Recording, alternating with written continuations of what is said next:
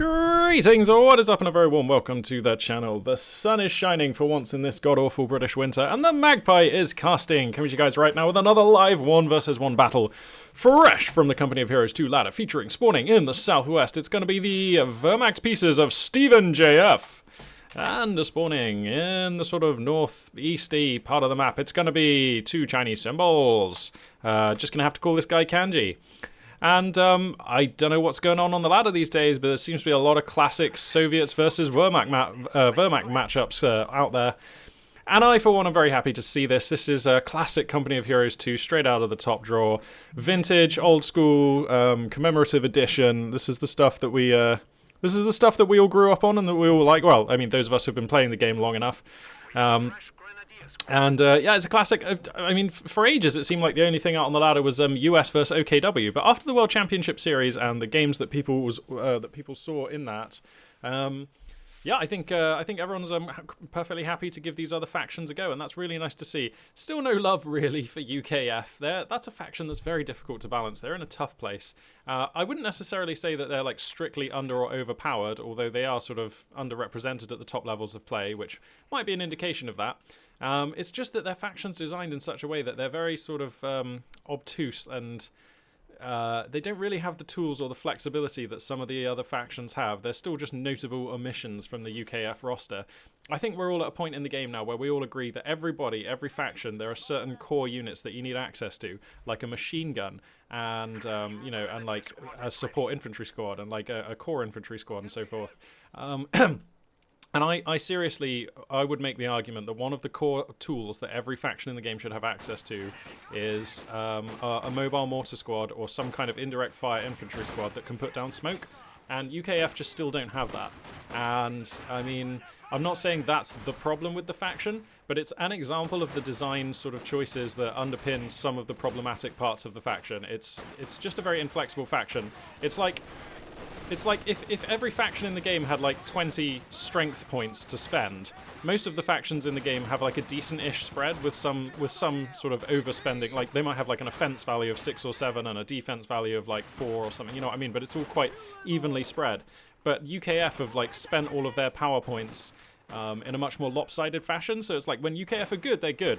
It's just that the range of circumstances under which UKF are good are much narrower than other factions, and that's a problem, especially when you're playing at the top end of the game. So anyway, I don't know how I've gotten onto this tangent. I was just happy to see some Vermac versus Soviets. Looks like we've got some pretty brutal fights being taken in the early game here. MG42, the linchpin of the Vermac's early game here, under some pressure, but it looks like it's going to be able to get set up in a lovely position here.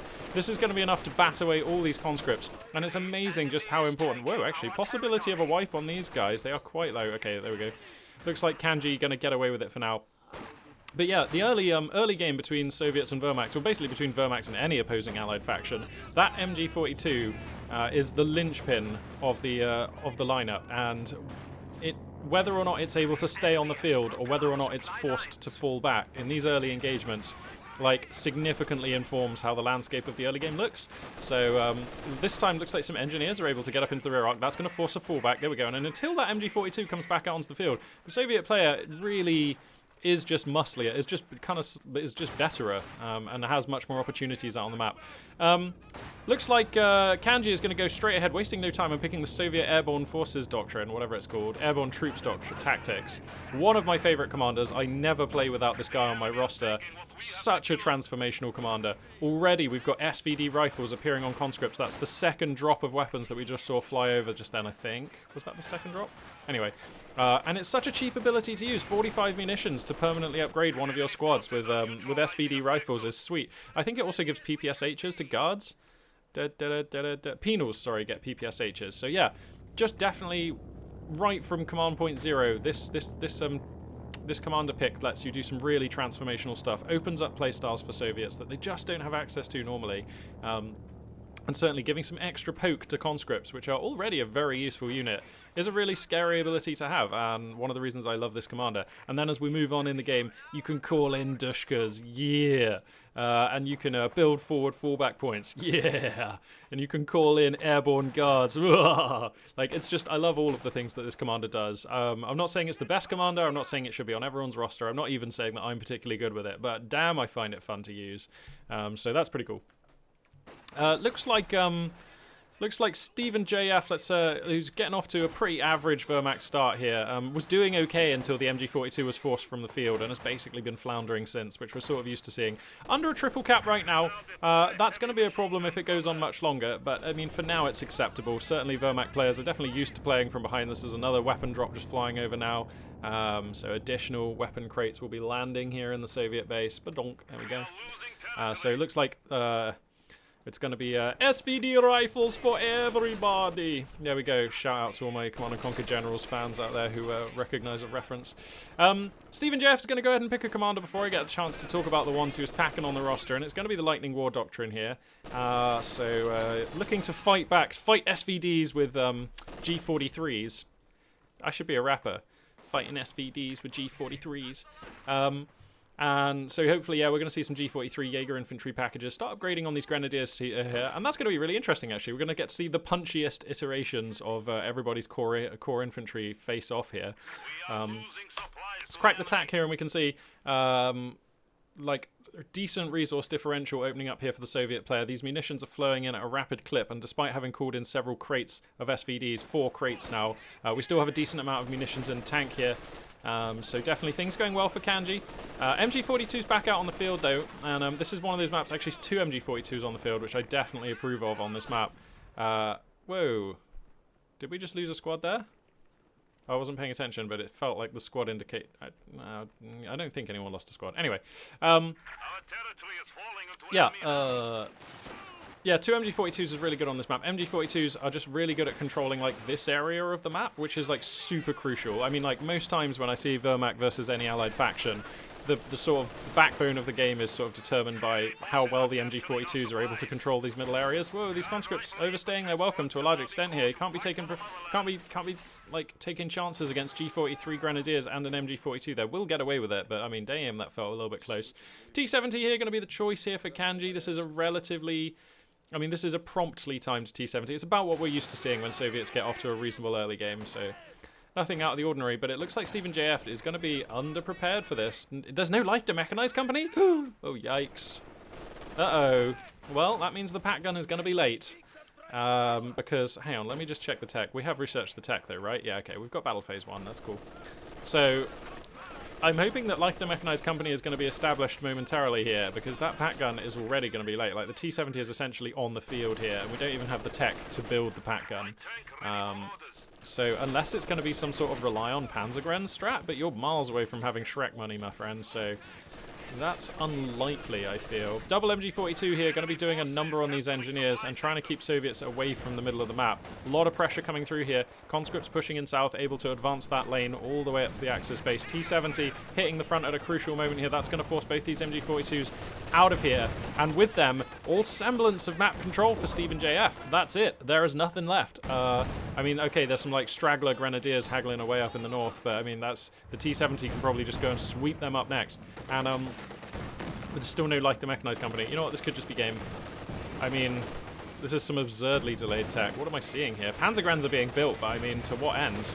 This T-70, I mean, dude, build another T-70. I reckon Kanji should build another T-70. This looks like one of those games where you might just be able to snowball T-70s for the win, because your Vermac opponent is caught, like, so far behind. Here's Leichter Mechanized Company, but I mean, oh my goodness.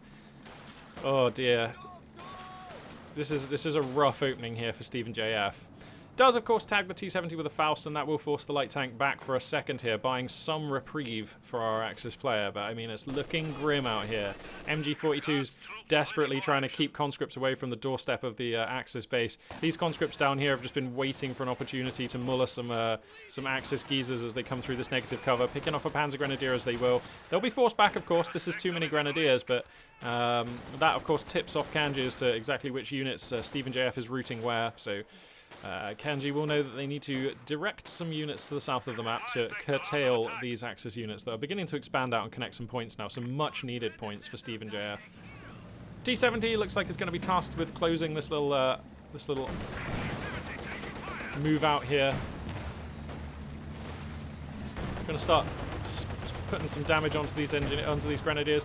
Repair package, sorry, not repair package, the hazard removal package comes down at a nice early timing here for Kanji, so unlikely to be caught off guard by mines. Not that Not that it feels like Steven has really had enough munitions to be seriously mining the map, but there we go. Now we've got the guards paratroopers on the map here. Looks like DPLMGs have actually already finished for them. So yeah, those are the paratrooper guards that don't have PTRSs, BT dubs.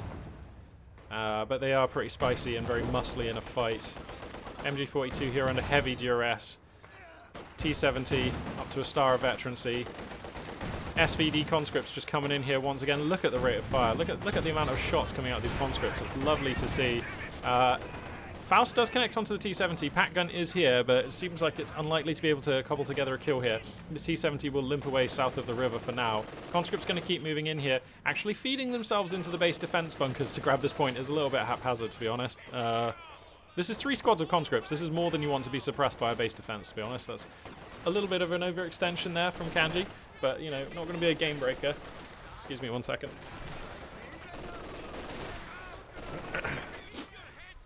Okay. So, I mean, if Steve and JF can actually get a foothold on the map, things are, like, not over, but we're trailing now by 200 tickets. The triple cap's still on. So, until Steve and JF can get some Axis boots onto a victory point, this game is basically still snowballing out of control. T70 in an awkward position here, gets found out by the Pack gun, able to start scurrying south across the bridge. Okay, just taking 1 hit and falling back. 2 stars of veterancy, now develops onto that T70. So that's scaling well. It looks like it's going to be a very useful unit if Kanji can keep it alive into the later stages of this game. Guards paratroopers here just doing some work, going to be mowing down some Axis geezers, DP's blazing, but this is actually a lot of Axis geezers, probably going to fall back sooner rather than later. Grenade comes down, gets a Panzer Grenadier, not too bad, but Kanji is fairly munitions rich, so, you know, you can make low risk gambles like this, that's just fine. Pack gun finds another hit onto the T70, which now definitely has to get out of here and repair. Conscripts have advanced the southern lane all the way up to the Axis base, and again, Stephen JF under a lot of pressure, but does finally get some Grenadiers up onto the VP in the north, and that's the biggest part of this story. Finally is going to be able to stem the bleeding, cutting it down to 33% of what it was, of course, instead of bleeding at 3 per tick. We'll be bleeding at 1, and that's why it's so important to control at least 1 victory point. And let's crack the tack here. I think Axis might be about to stabilize. We've got 1 VP, we're about to get 1 fuel. Both MG42s are on the field, supported by a pack gun. And I think finally Stephen can actually lay claim to most of the northern side bank of the river here in the next sort of phase of play. So I think finally Stephen is going to stabilize, and now we have some decisions to be making. I mean, this has been quite a resource-starved Axis player who's just now getting Battle Phase 2 at around about the 13-minute mark. So I mean, this is a Tiger commander. I hope Stephen doesn't think that this is going to be a Tiger plan of a game, because I think possibly you're far enough behind where I think Panzer IV is actually the better plan, but we'll see, we'll see. SVDs versus G33s here in the south here. T34 actually already on the queue. Holy spoons, I've not been keeping up with the tech here. Kanji refusing to let off even for a moment. Rifle grenade comes through. That does find its mark. But yeah, it looks like Kanji, refusing to relent even for a moment here, has been teching nicely and has a T34 coming out at what is a fairly decent timing here. Certainly if the pack gun gets flanked by the T70 and or the T34, things are going to start really sliding for Stephen JF. I think that's how you lose your foothold on the map. It's all about how this pack gun is able to find its footing in these next engagements with the 2 tanks. And we're going to have to see. But yeah, I think definitely the crucial unit right now is the pack gun. That's the only thing keeping Stephen stable right now. There's nowhere near enough munitions for Shreks. That is not a thing that's going to be on the field anytime soon. T-34 rumbling out now, so we're going to have to see what happens in these next engagements. Axis troops are around the place. T-34, I think, reveals itself there. I believe those pioneers got a quick shot of it there. The T-70 goes down. Just gets taken out here. Pack 40 involved in that. Didn't actually see how that came to be, but that is a bit of a yikes moment there. Kanji, I can only imagine overextending. Perhaps that was telemines, actually. I imagine that was probably telemines. Now, let me just check the stats on the pack gun. No, it does have a... Okay, so it was a pack. It was a telemine that got the T70 then, yeah. What is going on with this? This T-34 is not focusing the pack gun, which it does need to. Is this a dead T-34? Well, this is how you throw away a great lead in a game. I'm not sure what I'm seeing here. Oh, he's just going to snowball T-34s. Oh, you know, I kind of like... Well, this only works if you get the pack gun, though, and that's actually not happening right now. You need to focus the pack gun. What are we doing with this turret? Where is the turret spinning to? Get the pack gun, god damn it! This is some sick medium tank micro. Oh no, this is mayhem. And what you've got to remember is, as long as this T-34 is just bumming around in the Axis base, like, the map is turning red, because, like, Axis really can't function with a medium, like, T-34 parked on their base. Like, it doesn't, the game stops working for them. And now there's a second T-34 coming out. And I guess I sort of am forced to like what I'm seeing here out of Ganji. I mean, it's risky, and I don't like throwing away T-34s for free. I just don't like it. And that's basically what's happening here.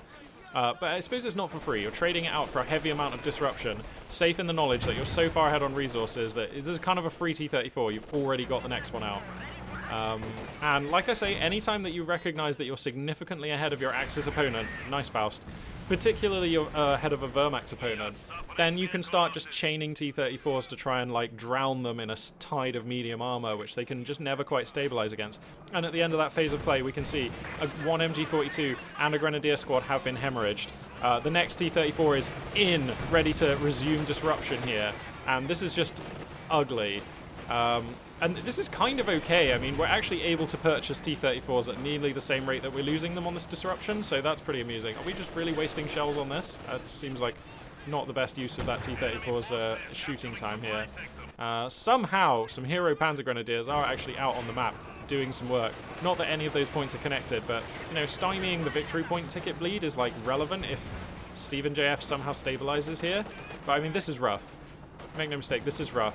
I imagine we're going to see another T-34 on the queue in about 15 or 30 seconds here. So that is rough. There's got to be a Faust coming through here. We've got to have this engine broken.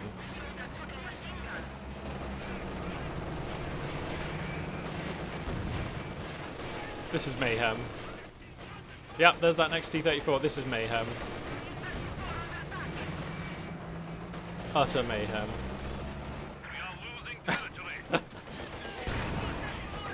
Well, this is so ugly. I mean, I think that finally the T-34 is going to die here. Oh my god, I've just realized munitions are the limiting variable on these Panzerfausts. Oh no.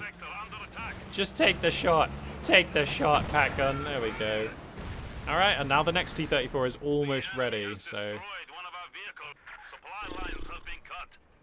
This is so dire. But you know what? As long as this victory point is in Axis hands, then trading out these T-34s is not nearly so worthwhile. So, I think Kanji has perhaps made a bit of an error by not addressing the land grabs being made by these Panzer Grenadiers. I mean, these Panzer Grenadiers have a long old run. You know, they've managed to connect a load of stuff, decapping relevant bits of the map, crucially grabbing a VP. I think if this game, if Steven is able to stabilize here, it will be on the efforts of these hero Panzer Grenadiers. Maybe even going to grab some engineers here. There's a lot of STGs. Nah, looks like those engineers are gonna escape. There's a lot of STGs. Okay, they are gonna escape, but that was a close one. Alright. Okay, Steven, you have retaken control of your base. Well done. Now can you actually stabilize out on the map? Okay, crucially, Soviet hands, okay, have already doubled the bleed rate by decapping this. We'll have it tripled as soon as this is captured, and I mean, this T-34 is just going to cycle into the base again. Watch out for the... I don't know, man. I'm not sure about just... If you get Fausted here, then you totally deserve to lose this tank. I think this is the T-34 you can't afford just to trade out. I think you do need to keep this T-34. Don't just park it in your opponent's space. Oh, unless you get the pack gun. Right, well, okay, you got the pack gun. Well, that's good. If you can destroy the pack gun here, you basically win, I think, as Kanji.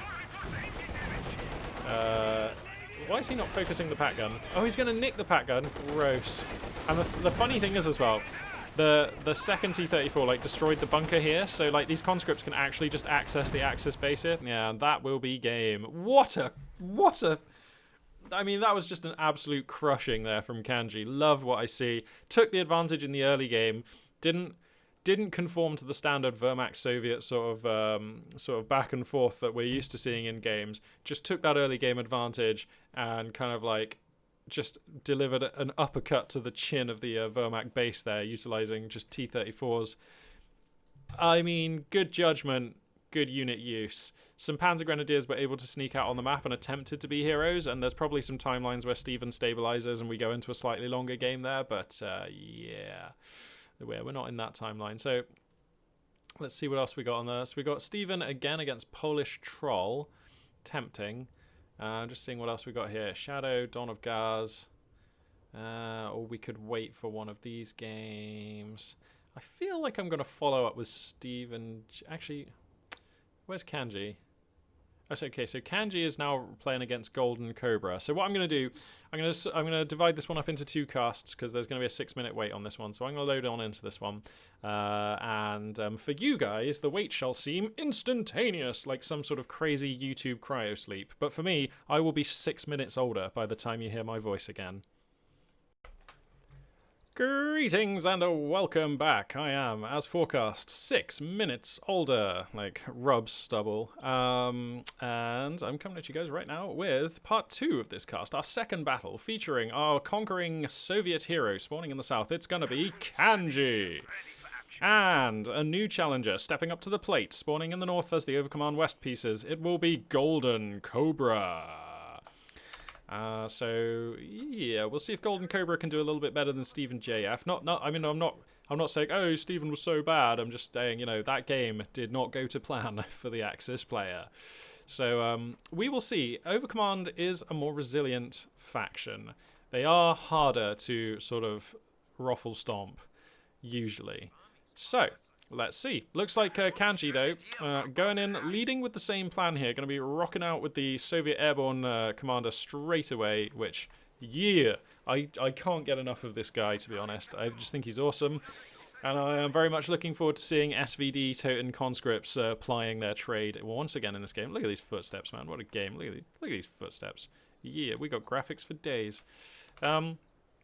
Looks like Cobra's rolling with Special Operations Doctrine, Luftwaffe Ground Forces Doctrine, and the Grand Offensive Doctrine. So a good mix of commanders, but we all know we're just going to see Grand Offensive Doctrine. He seems to be the spice in the meta right now. I say the spice. It seems to be like the stodgy potato in the meta right now. Spice is nice and is the variety of life. And that is most definitely not what Grand Offensive Doctrine. He's become so ubiquitous that... to describe him as the spice is actually super wrong. He's the stodgy potato of life right now. So let's see what we got going on here. We got Volks, up to 3 squads of Volksman. Openings for OKW are so boring. Yeah, it's going to be more Volks. Yay. Might see a Kugelwagen next. We're going to soon start hearing the overhead passes of supply planes bringing in SVD rifles for these Soviet boys. Going up to 4 squads of Soviets right now, conscripts I should say. Here comes another squad of Volks Grenadiers, kind of feeding into an awkward like exchange here. This is just quite a few. This is like too many conscripts. You don't really want to be fighting this many, but we'll see. Volks Grenadiers are pretty good units. This is 10 conscripts against 5 Volks in light cover though. Looks like the Storm Pioneers powering down the eastern flank of the map. To be honest, I should have gotten this map's name again, because this is just another map that I have very little casting experience on, so I'm just going to have a quick pan around. So we've got a very interesting centrally positioned church. Whoever can get an MG34 or a Maxim or a Dushka up there is going to be pretty excited. West of the map sort of reminds me of the map whose name I can't remember right now. Whoa, this is a lot of Soviet rifles to have in one position, right on the doorstep of the Axis base, just pelting Volks Grenadiers back. Man, I love this. Kanji is such a sick, aggressive player. So cool. Just like always going for the jugular. Just like whatever can be the most disruptive and annoying thing. Uh-oh, but hang on. These conscripts on the fallback are they're going to get Storm Pioneered. That's rough. Uh-oh, that's just going to be a squad wipe for sure. Uh-oh. In fact, all of these Soviet units are going to get wiped on the fallback. This is gross. Sorry, bro. I'm sure you would have liked to make it back to base, but that's not going to be what's happening. Hang on, what? What? Come on, you've got to die. There we go. Okay, and now these guys. Uh-oh. Uh-oh. Has this backfired? Kanji, my buddy. He's going to lose all his units. He's going to lose all his units. Come on. Come on. You're not going to make it. Come on, bro. What? What? Come on. I can't believe we're living in the timeline where Kanji gets away with this. Really?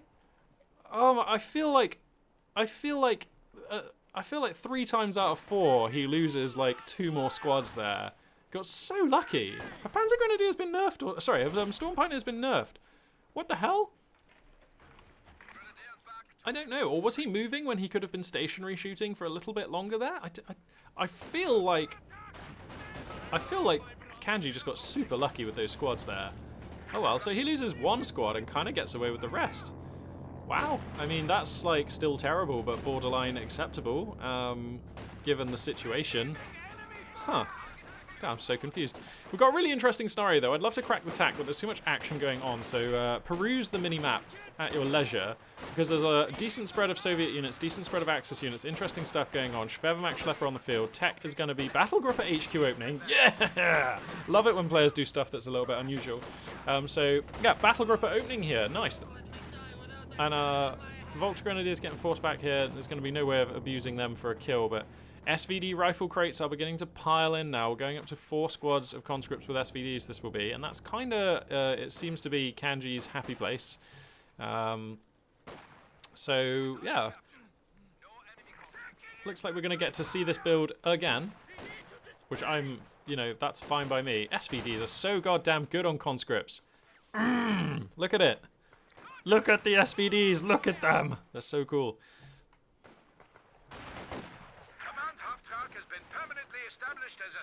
Alright, so now we've got Battle Group at HQ.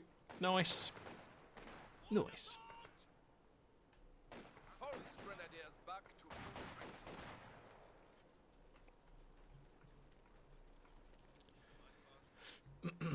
Just gonna have a sip on my drink.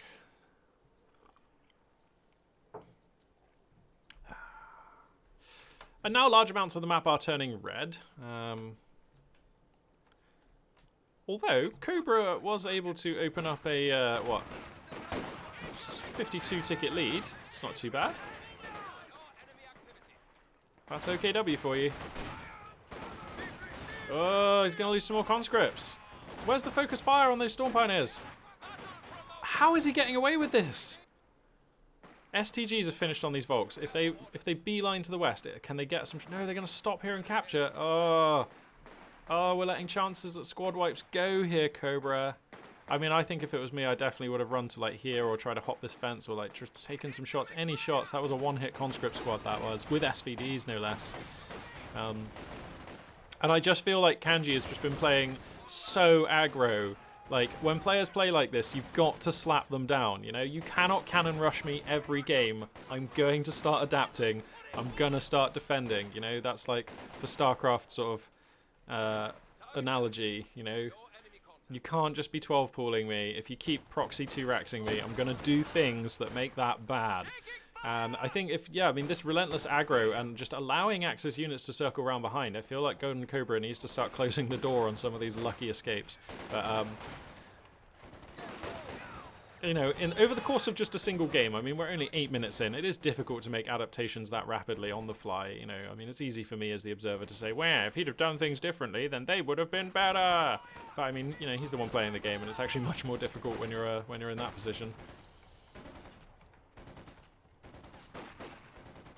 MG34 going to be added in here, and I do like that a lot. Of course, we've got this central church building, which seems like a very potent bird's nest for an MG. So, looking forward to seeing that get used. Also, this does just look like an okay map for MGs. I mean, plenty of open terrain. And actually, this just looks like a really good map all round, actually. I love these maps where there's just, like, nicely spaced different kinds of terrain. Like, we've got negative terrain. And then soft cover, like, pretty much everywhere. Loads of soft cover on this map. So, yeah. A nice map. Lots of space for cerebral positioning of infantry units here to make the most of the terrain. And that's always what we like in this game. Still no choice of commander here for Cobra. Yeah, still no choice of commander. Sorry, I was going to say something, and then I realised that that's something that was wrong.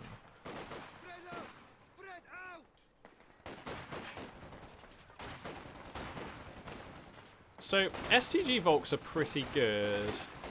It's just interesting seeing how the STG Volks like size up in fights against these SVD conscripts. Like, the answer is really well, it seems. And now we've got a T-70 entering the field. But, I mean, look how much more even this game is. Like, OKW, like, Volks Grenadiers are just way more forgiving to use than Grenadiers and Pioneers and Panzer Grenadiers. They're just so much more forgiving. Like, you get STGs, and even without STGs, they're a 5-man unit, which is plenty tanky. And the map presence, the scoreline, the resource differential have all been completely different this game. Just completely different. Okay. Fair enough, there was an early squad. Oh! Counter squad wipe on an STG Volk squad. Oh, that's a bit dire. Oh, but these conscripts getting hung out to dry. Conscripts getting hung out to dry. The T-70 is being microed right now. Oh no, the conscript. Okay, somehow these Volks are going to give up the fight there. Right, so T-70 launching itself straight into the face of Axis units here and breaking a couple of them, and that's going to buy Kanji some much-needed time out on the map. This lone conscript is just happily going to take this point. Risky, but totally doable, so that's fine. I love it. Storm Pioneers are the only thing out on the map right now, pretty much, for the Axis player, so that's pretty scary. Kettenwerfer on the build queue. Look how aggro Kanji is. He's just not afraid to enter the base with units. Like, okay, now you have to get the hell out, man. Don't get Fausted. Yeah, because, I mean, there's about to be a Werfer on the field. There you go, you got to keep moving. Don't hang around. Oh my god, T-70s are just awful news for Axis players everywhere. The T-70, I reckon, is definitely in with a shout. Like, you can make an argument.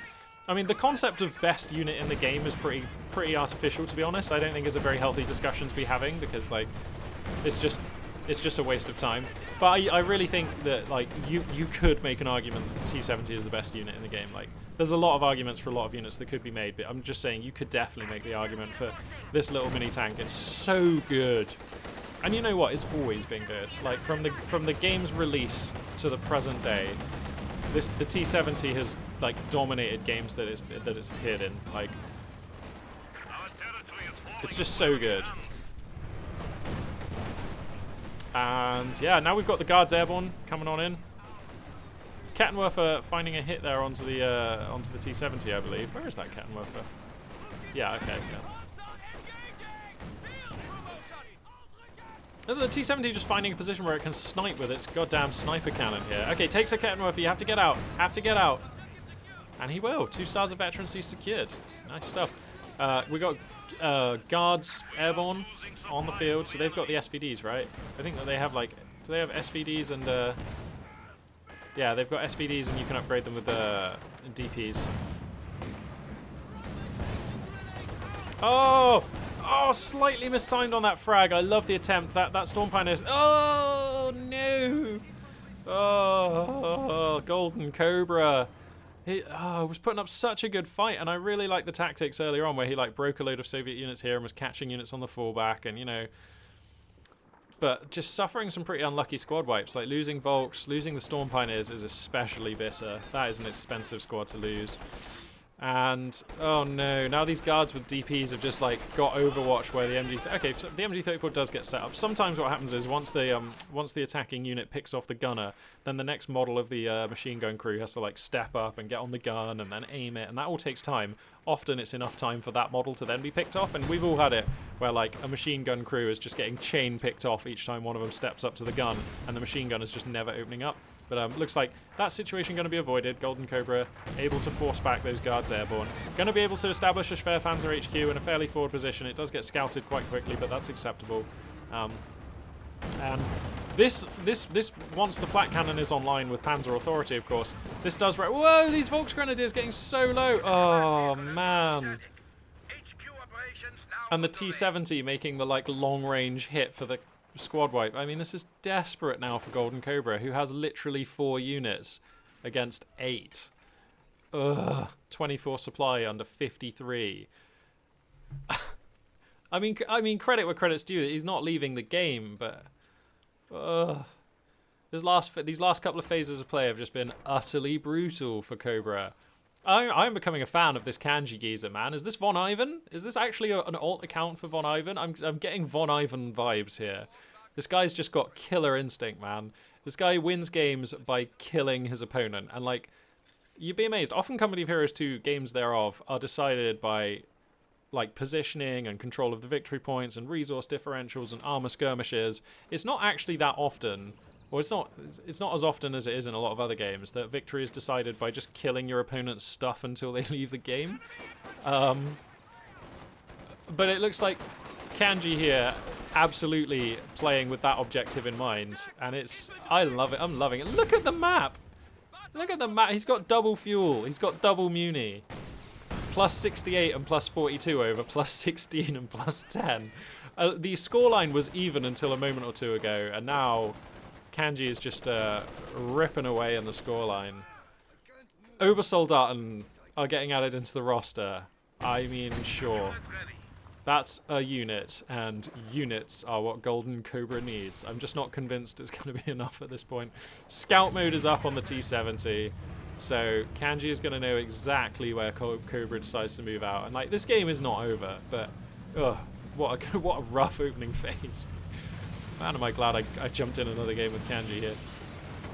Looks like Scout T-70 is going to keep tabs on all these Axis units. Maven, there we go. Going to activate the gun once again here. Going to start taking some shots into these Volksgrenadiers. Kettenwerfer is here to cover, of course, but nice micro here from Kanji. Just getting in to take a shot, slow down these units, then gets back out without taking a Kettenwerfer to the face. Or I should say just a Ket to the face. Second Kettenwerfer getting added on. Oh my god, we're buying a second Kettenwerfer to deal with just one T-70 when we have no supporting really, or very little actual other army units. I don't disagree with the choice, I'm just saying it is a reflection of how terrible of a situation this Axis player finds himself in, that this is what we're doing. MG34 though, does catch two conscript squads under the arc, and they cannot stay there because Obersoldaten will kill them all very quickly.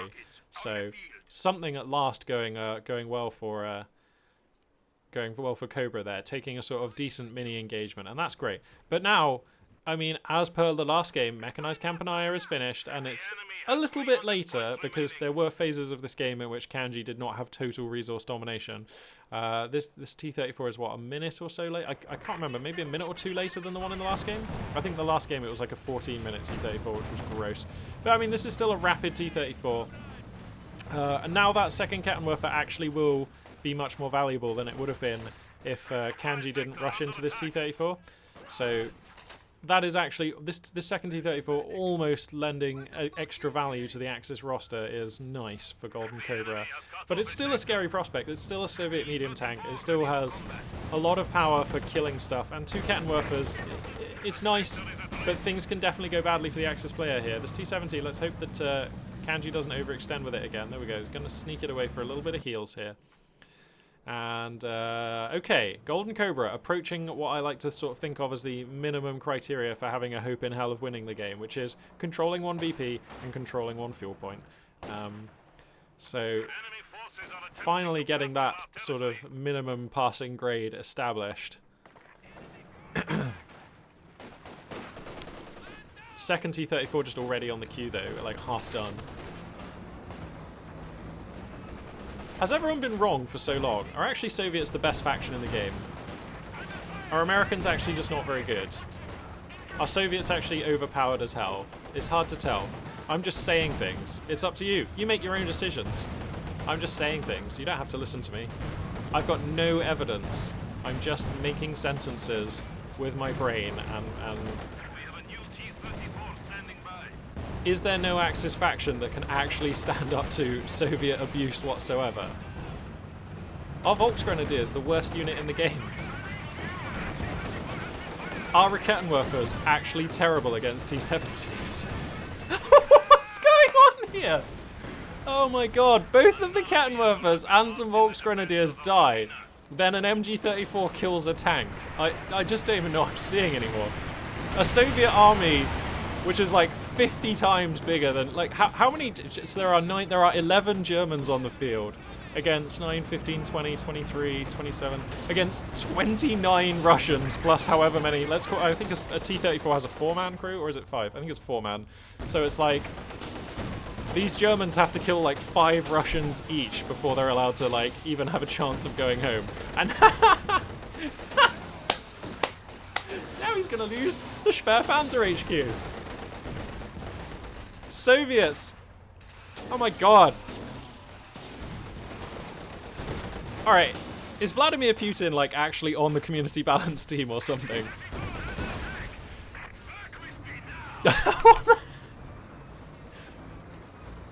I mean, you can leave the game now. As Golden Cobra, just don't even feel bad, man. Just leave. There we go. Yep. brilliant. These are the games. These are the games that we love to see. Well, I love to see. You guys, you're free to leave the video whenever you like. You're here by your own will. But I love to see these games. What?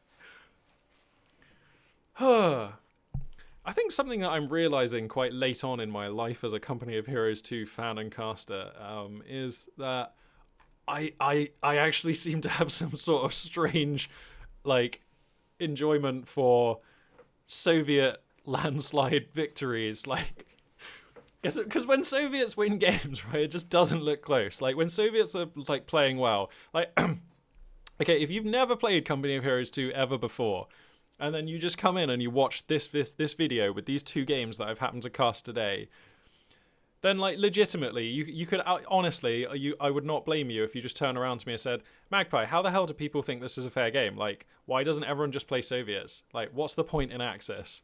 Like, how is this a video game and not just, like, a Soviet killing cinematic engine? Like, and I would have to look at you and I'd just have to say, you'll just have to take my word for it that if the Axis player had made different decisions and executed in a slightly different way, then the games might have been closer and gone on longer. And also, Mr. Newcomer to Company of Heroes 2, I swear to you, I've seen Axis players win games. Like, it's definitely happened. I think, like, 2015, a Vermac player took a game off of Soviets, and, you know, so the game's balanced. It's fine. It's fine.